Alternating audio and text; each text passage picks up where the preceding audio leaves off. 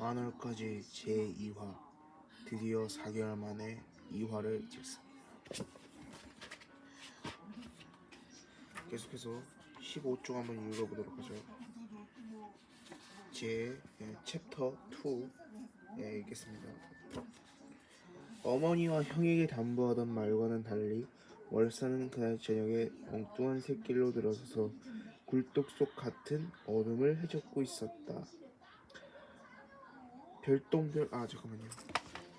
시간을 조금만 바꾸도록 하겠습니다. 시간을 약간 됐다.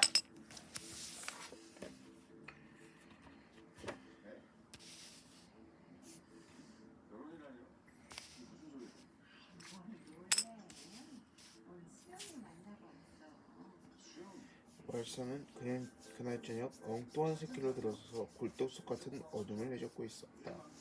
별똥별 하나가 포물선을 그리며 어둠 속에 묻혀버렸다. 무한에서 나와 무한으로 사라지는 선의 뒷자리에는 역시 어둠뿐이었다. 하늘에서 별똥별의 장광을 더듬어가던 월산의 시선 끝에 처자의 까만 눈망울이 매달렸다. 조금 전에 사라진 별빛보다도 진한 눈빛이었다. 저 눈빛 속에 담고 있는 사연은 무엇일까?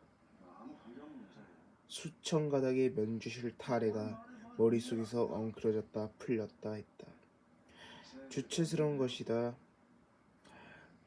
끊어야 한다. 몇 것이나 따라다닐 울감이다. 고개를 저었다. 눈을 부릅뜨고 어둠의 허공에서 없는 달을 찾았다. 그러나 보이는 것은 달도 별도 아니고 곁에 있는 처자의 눈망울 뿐이었다. 나무 광샘보살 홀로 있게 하소서. 시작도 끝도 없는 곳에서 그 속에서 나를 묻어주소서. 원하 영리 사막도 원하 진짜 시끄럽네. 원하 속단 방송을 해봐야지. 탐진치. 저는 영원히 사막도를 벗어나기 원합니다. 저는 하루속히 탐진치가 소멸되기를 원합니다. 법당에서는 목탁 소리와 함께 열의 10대 발언문이 향불 연기처럼 퍼져나왔다. 중생이 죄를 지어 죽은 뒤에 간다는 지옥도 축생도 아귀도 괴로움을 벗어나고 탐욕과 노여움 미혹의 수렁에서 벗어나기를 부처님께 기원한다는 말이다. 죽은 뒤에 내세가 정말 있을까요? 처자는 월산에게 그윽한 눈을 주었다. 만행길에 하룻밤 심세진 박진사의 증손녀 사항이다. 어려서 양치를 다 잃고 중인댁을 교전비로 데려갔던 전창의 딸이 길러주었다. 처자의 당숙되는 명원이가 말했었다. 자기가 길러준 종조모가 죽어서 제를 올리는데 따라왔던 것이다. 물이 끓으면 김이 납니다. 물의 내세는 김이죠. 물이 되기 전에는 얼음이었습니다. 물의 정색은 얼음이었죠. 어느 것 하나 충분하고 소멸되지 않았습니다. 중생도 그러합니다. 사람이 죽어 땅에 묻히면 그 시신은 물이 되고 흙이 됩니다. 흙 위에는 풀이 나고 그 풀을 소가 먹었다면 죽은 사람이 소가 되는 것이죠. 이처럼 언제까지고 그대로 있는 것도 없고 소멸되는 것도 없습니다. 조심조심 치막자락을 끌며 천안문 안으로 숨어 들어오던 바람이 아직도 남아있었던가. 등 뒤에서 바싹 마른 가람잎 뒤채는 소리가 가슴을 지게 한다. 이제 그만 자리를 떠야 할 텐데. 처자는 또 한가닥에 물음을 던진다. 그런데 왜 사람의 수명을 고르지 않을까요? 제 아래로 동생 둘이 있었는데 모두가 계실로 가고 저만 남았는데 저희 부모님도 그렇게 허망하게 가셨고 전작 하고 싶은 말은 아직도 그대로 묻어두고 있는 눈치다. 한 가지에 매달려 있는 나뭇잎이라고 모두 한꺼번에 지는 것은 아닙니다. 피어나자마자 벌레에 먹히는 잎이 있는가 하면 서리가 내린 뒤에도 파란 그대로 있는 것도 있습니다. 하지만 다 원인이 있죠. 그 원인이라는 것이 바로 전생부터 이어온 인연입니다. 종종한님께서는 그걸 운명이라고 하셨는데, 인연으로 해서 운명이라는 것이 결정되는 것이죠. 벌레에게 먹힌 나뭇잎은 그 전생활 때와 벌레와 인연이 있던 것입니다. 계속 물음을 주던 상이가 무슨 생각을 하는지 한동안 침묵에 잠겨있는데 월사는 갑자기 숨이 막히고 전신이 가슴을 가버렸다. 저절에게서 끈적한 진액이 나와 머릿속을 반죽하는 것 같았다. 난 관세음보살. 월사는 고개를 돌려 산 아래에 잠들어 있는 안개 속으로 시선을 묻었다. 가닥을 끊어내었다. 사랑, 미움, 기쁨, 선냄, 슬픔, 즐거움, 모든 것이 다 인연에서 비롯되는 괴로움 아닐까. 하지만 막상 자리를 뜨려고 해도 마음이 놓아주지를 않는다. 무엇이 이렇게 나를 짓누를까. 숨을 깊숙이 들이마시는데 들깨잎 향기 같은 것이 코로 스며들면서 한쪽 어깨를 지그시 누르는 짐의 무게가 느껴졌다. 저자의 머리카락 하나가 바람에 나부끼면서 월산의 오른쪽 뺨을 간지럽히는 무게였다. 머리카락 무게가 아니고 나 자신 망년의 무게다. 내가 나를 다스리기가 어찌도 힘이 든가. 그냥 머리카락이다. 헛것이다. 물이고 흙이고 공기였던 것이 잠시 여기에 머물러 있을 뿐이다. 장신의 힘을 넣어보지만 어깨에 얹힌 것에서 비록 풍기는 것은 여전히 머리기름과 붓냄새였다. 눈을 감고 심호흡을 해보았다. 뒤에서 풀잎새 같은 것이 뒤통수에 간지럼을 주는 것 같았다. 각다기가 어느새 나왔단 말인가. 고개를 돌리는 순간 해흡스러운 그림자 하나가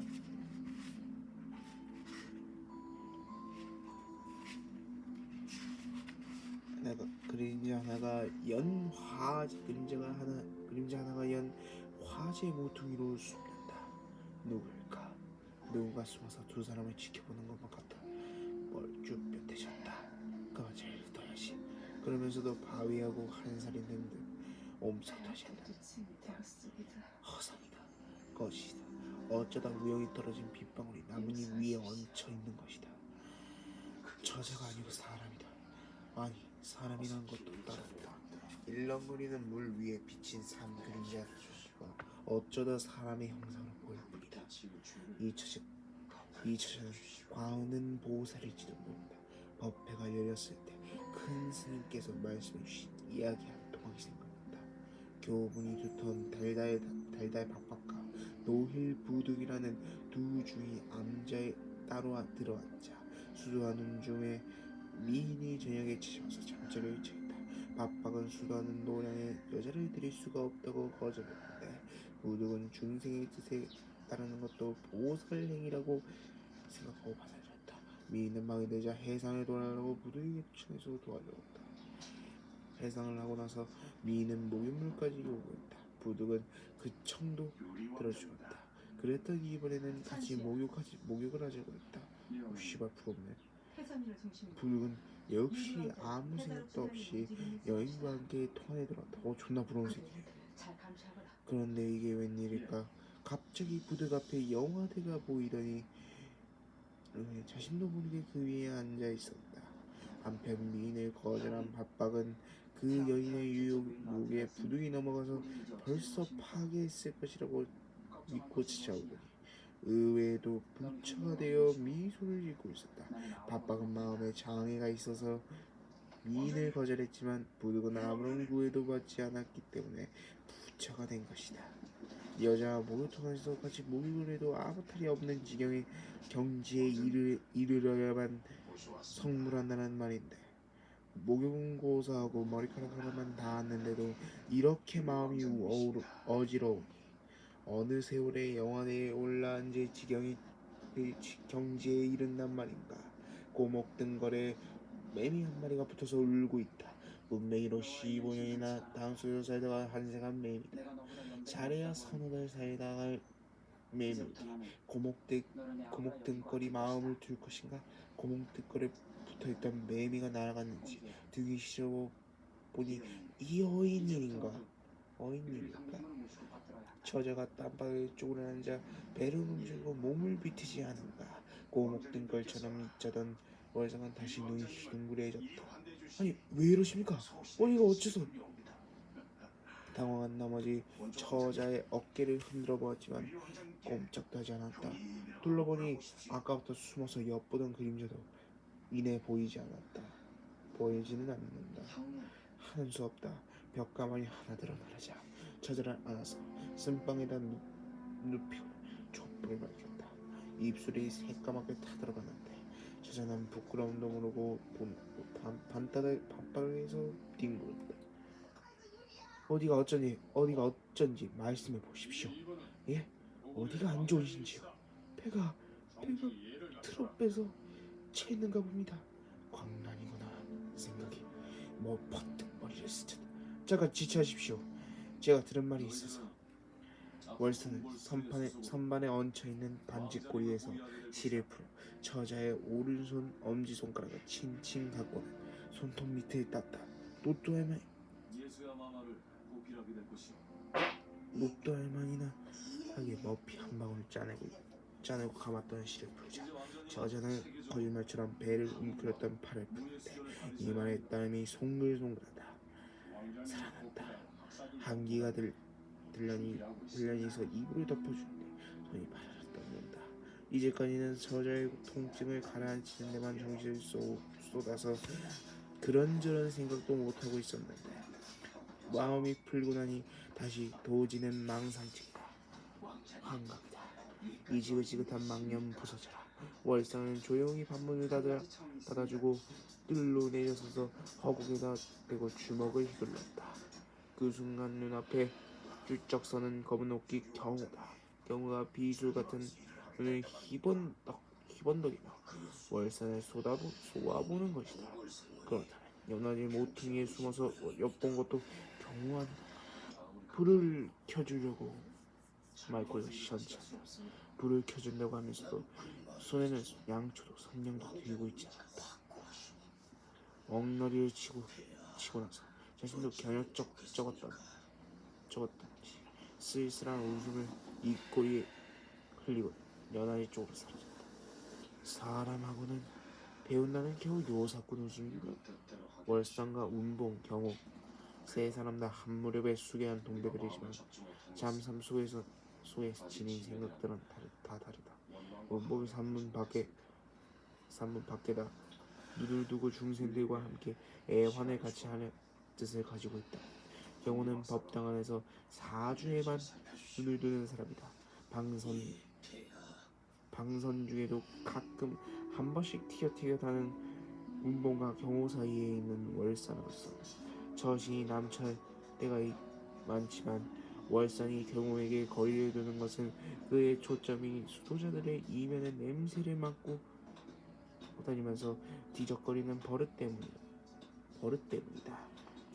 개운찮은 생각을 혼잣말로 털어버리고는 뜰 위에서 어정버정하고 있는데 예불을 마치고 법당에 나오는 해공 스님의 시선이 뜰 위에 꽂혔다. 방 안에서 새어나오는 불빛에 처자의 고무신이 눈에 띄었던 것이다. 박준사 댁처자가 관란이 나서. 월사는 묻지도 않은 말을 하고는 흠칫했다. 관란이라고? 해공스님이 반문을 열어도 안에서는 기척이었다. 고나게 잠이 든 것이라. 어째서? 그래서 어떻게 했어? 제가 아는 대로 엄지 손톱 위를 따드렸더니 나으신 것 같습니다. 그래? 월상도 잼밥 가서는 아는구나. 해공스님은 빙긋이 웃고는 등을 돌렸다. 어떻게 알고 왔는지 박진사의 손자 명원이가 찾아와서 반문을 열어보는 맥을 짚어보았다. 유불선의 경지를 두루 섭렵하는 저자의 당속되는 학자다. 소납비를 피해서 하룻밤 신세를 지고 알게 된 인연이 다시 이렇게 이어진 것이다. 스님께서는 수도만 하시는 게 아니고 명의로서 보시도 하십니다. 그래요. 이 은혜를 갚아야 할지 모르겠습니다. 은혜라뇨. 당치도 않습니다. 말끝이 떨렸던지 명원이는 월산의 얼굴 표정을 샅샅이 뜯어보다가 저자가 쉴 수 있는 방 하나를 정했다. 월산은 손님 맞을 요량으로 잡아둔 요사체 빈 방으로 안내하고 나서 자리에 들었다. 고에서 처자의 향기가 새까만 포도알을 매달고 코로 스며들었다. 사기! 월산은 자신도 모르게 남의 처자의 이름을 함부로 부르고는 찔끔해서 입을 둘렀었다. 비겐디의 이술방울을 달고 생글생글 눈웃음 치는 보도송이가 눈앞에 주렁주렁 매달렸다. 입을 걷어젖히고 심호흡을 해보지만 풀모습을 간단할 재간이 없다. 개울에 가서 목욕을 하고 나면 평정이 회복될까 수건을 들고 나섰다. 뒤척거리는 이불바람에 운봉 또한 깨어 있었던지 뒤따라 나섰다. 봄이라지만 곱새 추위가 치에 가시지 않은 3월이라 냇물이 뼛속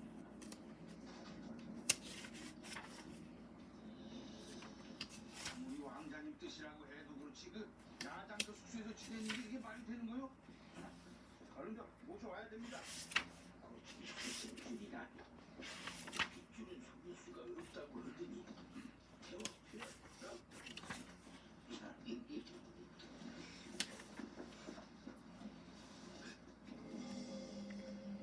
냇물이 뼛속까지 시렸다. 지륵같은 어둠이 풀려서 보니 상두봉 중턱으로 하얀 달의 새싹이 돋아나고 있었다. 25세라. 저 달님이 자취를 지우고도 보름이 지나야 만원일 텐데 갈수록 어둡고 칙칙한 술길이니 중에 신세 참 딱하기도 하다. 운봉 혼자서 중얼중얼하는 말이지만 월상에는 골수에 사무치는 비수였다.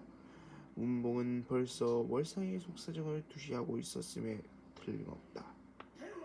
내가 왜 중이 되었는지 모르겠고 마음 편하게 처식 거느리고 신발떼기나 읽어서 먹고서는 부러운 것 없으련만 이게 아니랴. 선불하지 못할 바에야 가는 곳은 다 같은데 이 무슨 짓일꼬. 먹는 것 하며 입는 것 잠자는 것 심지어 타고난 색정마저 진리로 살아야 하니 말이야. 아마도 우리 내 평생이 속인의 10배만큼 힘든 자락길일 거야. 무심결에 튀어나온 월상의 한탄에 운봉이 추임새를 넣어주었다. 찬물을 끼얹고 나니 더운 숨통이 트여서 마음속이 개운해진다. 그러나 그것도 잠시 도량으로 들어와 보니 처자가 들어있는 방 안에서 불빛이 새어났다. 잠에서 깨어나신 걸까? 중인리에서 보았던 문 그림에가 비싸면서 어려 보이자 월산의 발길은 저절로 땅에 붙어 있었고 이를 눈치챈 운봉은 모른 척 선방으로 먼저 들어갔다. 댕기머리와 마주 앉은 쪽진머리의 여인의 그림자는 명원의 부인일 것일지도 모른다. 방 안에서 새어나오는 이야기 소리에 귀 기울여 보건만 바람소리 물소리에 묻혀 들리지 않았다. 이튿날 아침 참선을 마치고 법당 앞뜰을 쓸고 있는데 지팡이 하나가 빛끝에 걸렸다. 고개를 들고 보니 해공스님이 법장을 짚고 스쳐 지나가더니 기웃뜸 서 있는 노송 밑에서 발걸음을 멈췄다. 아무런 잘못도 없는데 비를 든 손이 떨리면서 눈앞이 어지러지렸다. 금방 쓴 자리에 웬 솔잎이 떨어졌을꼬. 해공 스님이 법장으로 가리키는 것을 보니 누가 심수의 사납게 장난이라도 한 것처럼 솔잎이 널려있다. 비를 들고 가서 다시 쓸어도 돌아서면 어지러지니 쓰나마나 한 것 아닌가. 바람에 덜 떨어진 솔잎이건만 해공 스님은 월산에 타시기나 한 듯 한참이나 흘려보다가 걸음을 옮겼다. 닦아도 버키가 끼는 소매통처럼 엉겨붙는 장염을 탓하는 것은 아닌지 이를 든 채 서서 노송가지를 올려다보았다. 물오르는 봄철이라서인지 다른 솔잎은 푸른 물감이 뚝뚝 떨어질 만큼이나 생기가 도는데 가지 밑에는 누르스름한 솔가루가 입바람에도 떨어질 것만 같았다. 구름 한 점 가리지 않는 내 마음에 언제나 떠오를 것인가. 노송 위로 손톱마이나에 걸려있는 낫다를 보는 월산의 마음은 무겁기만 했다. 사람의 얼굴이라는 것 정말 가소로운 거야. 머리카락이 어느 쪽으로 넘어가느냐에 따라 사람이 달라 보이고 있던 점 하나 없어도 인상이 바뀌어 보이더라고. 길 가다 넘어져서 얼굴에 흉터가 생기면 그 사람의 운명이 바뀐다나? 아침에 목욕을 하고 냇가에 앉아서 물속에 얼굴을 비춰보던 운봉이 하는 말이었다. 그 말을 듣는 순간 월사는 눈앞에 어릿거리는 상이 처자의 눈 귀퉁이에 길게 흉터 하나를 그려보았다. 도깨비 같은 상으로 월산을 향해서 다가오는 것 같아 섬찟해진다. 눈사라가 여기까지만 읽겠습니다. 23쪽이고요. 다음 3화에서 계속됩니다. 3화에 계속 모두 커밍